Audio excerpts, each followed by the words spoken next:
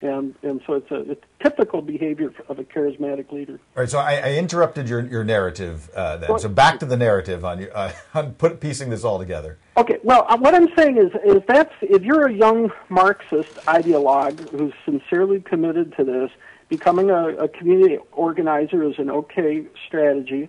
Becoming a civil rights sort of attorney is a good thing to do. In sort of there's this natural progression that leads you straight into politics.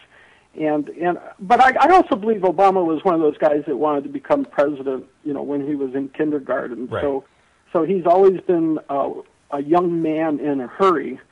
And I even think he married Michelle because he saw Michelle's brother was rich, a wealthy investment banker, and right. He probably thought Michelle was rich. Right, yeah. Like Lyndon Johnson, wherever you go, find out who are the richest girls and marry them.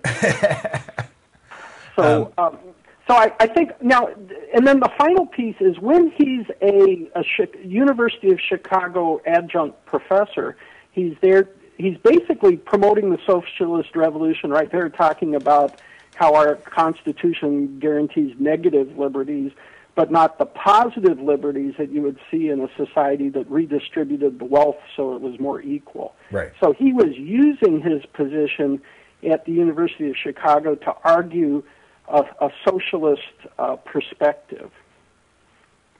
So when you see the people around him, and when you see people raising, no pun intended, red flags over the kind of people that we have been in the last year, the Van Joneses and others, to you that's not an overreaction. These are things to be authentically concerned about.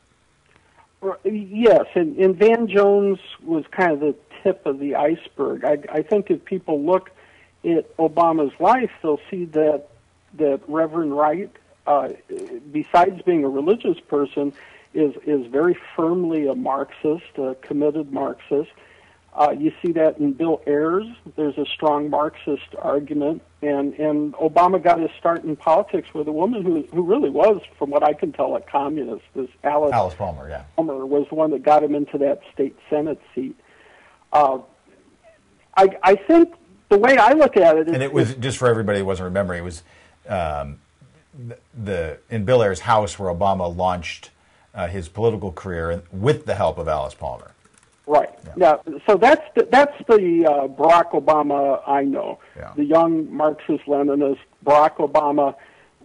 He would sit in that living room very comfortably, and I'm completely convinced that it would be easy for him to win the trust of those folks. It would not have been a stretch. He wouldn't have been lying. It would be very easy for him to win their trust.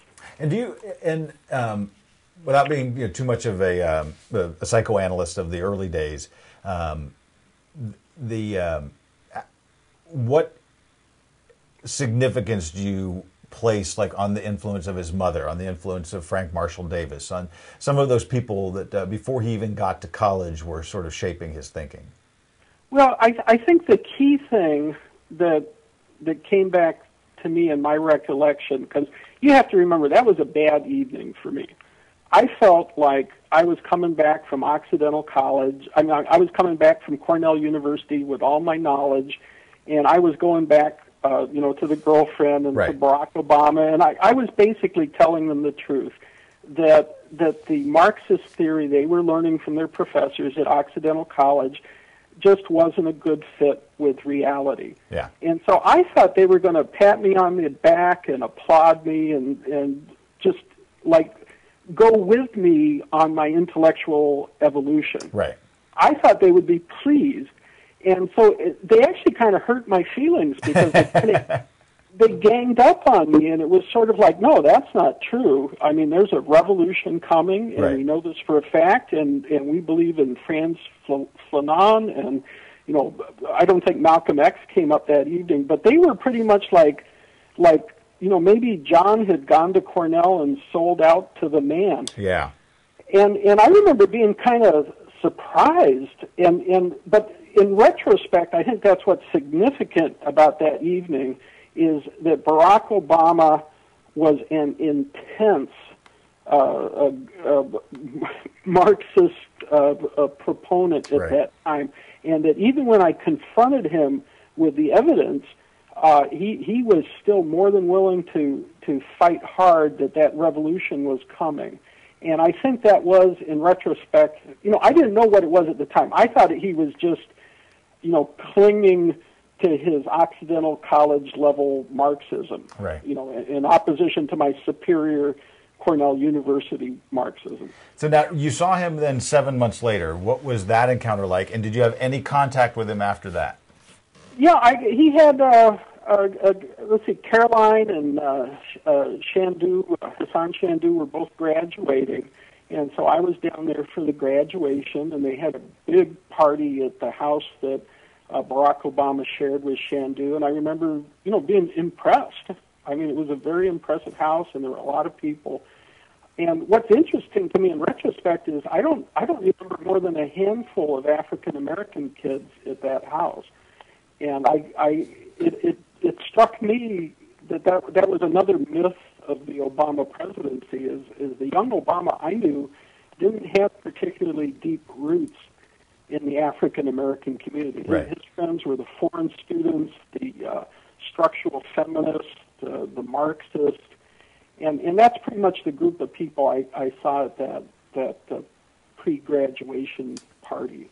Yeah, and I guess there's got to be some irony if you're there arguing for the revolution's coming, but you're living the high life in the big house. It has to be. I don't know if you followed this, but in our prior hour we were talking about that somehow Beck on his show the other day mentioned this book, The Coming Insurrection. And because and called it, an evil book, but now it's like, number 4 or number 7 on the Amazon bestseller list because it was mentioned. So I don't know if you're familiar with it, but as a tract of radical, call to action for young progressives to say, this is what we need to do to overthrow the capitalist system. Does that seem a little like deja vu for you?